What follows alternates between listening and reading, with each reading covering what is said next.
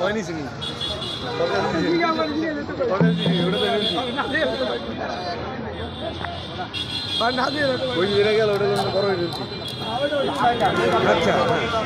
সকাল 6টার সমস্যা আমি যদি সাইডটা শরীর ঠেকেছে আমার হ্যাঁ যাও সব যাও সব ঘরে আমি জ্বরে শিখতে দিছি একজন হাতে শুরু করছে হাত দিয়ে ঘরে আমি শিখেছি ফোলান ধরে ওটা কয়জন ছিল? আচ্ছা আর বাকিগুলো বাইকের ব্যাগ পলাইছে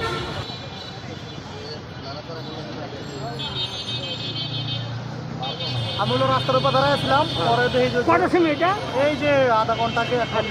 কি দেখছেন বলো? ওরা দুজন দস্তুস্তি করতেছে বলছে যে ওর মোবাইলটা নিয়ে গেছে দস্তুস্তি দেখে আমি রাস্তার মাঝখানে মানে ওরা পট্টুটি করতে পারে আমার ছেড়ে যাবো কি সমস্যা বল বলা বলো বললো যে আমার মোবাইলটা নিয়ে গেছে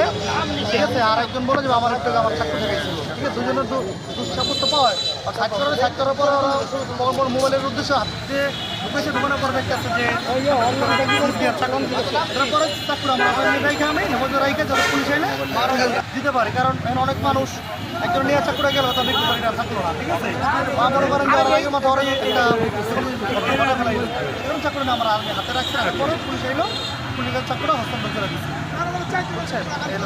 এখানে যারা টহলে আছে তারা চোখে বললে অবশ্যই তারা মনে করেন যে ধরে আইনগত ব্যবস্থা নেয় কিন্তু ওরা যেমন নেশাগ্রস্ত থাকে হিরোইনছে এখানে অনেক ক্ষেত্রে মানুষই বলে নেশাকর অথবা মাথা ফ্রেশ ঠিক এগুলো সার পেয়ে যায় কিন্তু যখন রেকুভারি সহকারে পায় তখন পুলিশ অবশ্যই আইনগত ব্যবস্থা নেয় যেমন দেখলেন আপনি যে পুলিশে ফোন দেওয়া লাগলে আইসা নিয়ে গেল কারণ এভাবে করে তো অপরাধ চক্রটা বাড়ে অপরাধটা বাড়ে ব্যবস্থা না আমরাও সতর্ক থাকতে হবো পাশাপাশি পুলিশ আমাদেরকে ধরা পড়লে হেল্প করে ঠিক আছে এটা পুলিশ ভূমিকা নেই অপরাধ দিলে পুলিশ ছাড় দেয় না ঠিক আছে এক্ষেত্রে পুলিশের ভালো ভূমিকা আছে ফোনটার সাথে তারা গাড়ি সহ নিয়ে আইসা নিয়ে গেল আচ্ছা আপনার পরিচয়টা দিবেন, আপনি কি করেন? আমার নাম মোহাম্মদ বিল্লাল, আমি আমার পরিবহন ব্যবসা আছে আর কি পরিবহনের মালিক হয়নি চিনি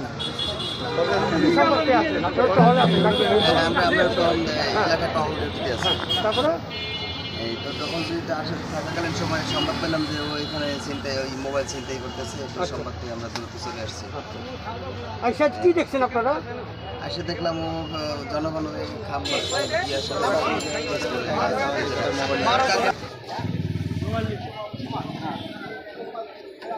মোবাইল